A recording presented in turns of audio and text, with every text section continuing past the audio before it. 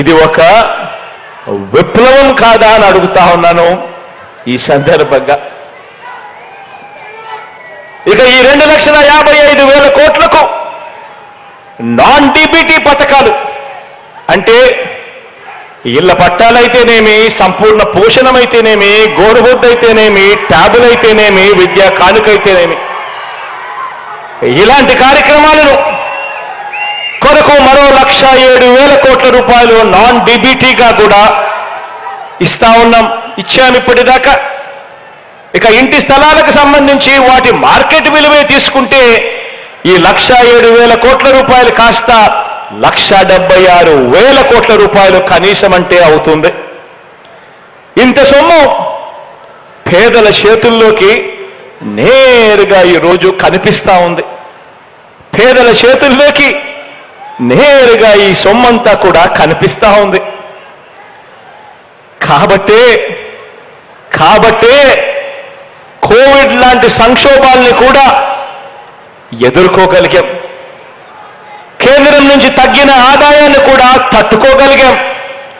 ఓ లంచాలు లేని ఓ వ్యవస్థను మీ బిడ్డ ప్రభుత్వం తీసుకురాగలిగింది కాబట్టే ఇది జరుగుతా ఉంది అని చెప్పడానికి ఈ సందర్భంగా గర్వపడతా ఉన్నా.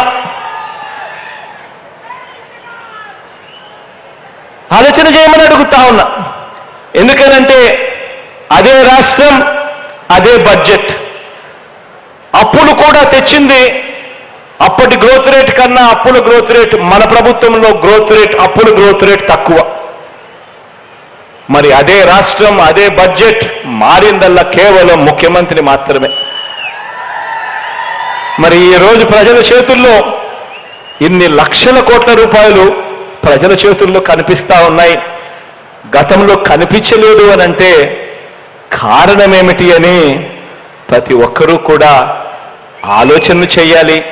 ప్రతి ఇంటికి వెళ్ళి ఆలోచన చేయమని ప్రతి ఇంట్లో కూడా చెప్పాలి. ఇక్కడే గమనించాలి. మరోవైపు చంద్రబాబు నాయుడు గారు ఏం చేస్తున్నాడో చూడమని అడుగుతా ఉన్నా.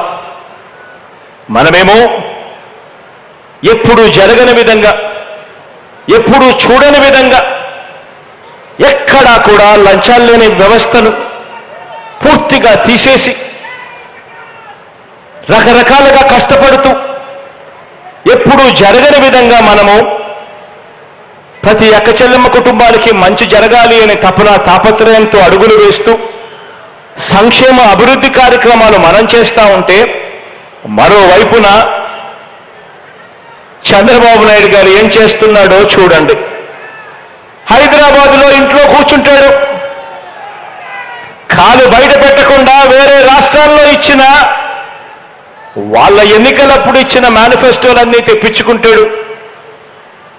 ఏ హామీలు అక్కడ బాగా పనిచేశాయి, ఏ పార్టీలు ఏ హామీలు ఇచ్చాయి అని చెప్పి వాళ్ళ హామీలన్నీ తీసుకుని ఒక కిచిడీ చేసి ఒక మేనిఫెస్టో రూపంలో తీసుకొస్తాడు.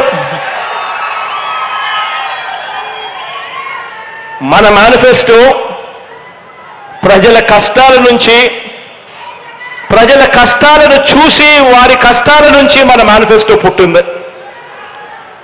వారి కష్టాలకు ఓ సమాధానం వెతుకుతూ మన మేనిఫెస్టో పుట్టింది.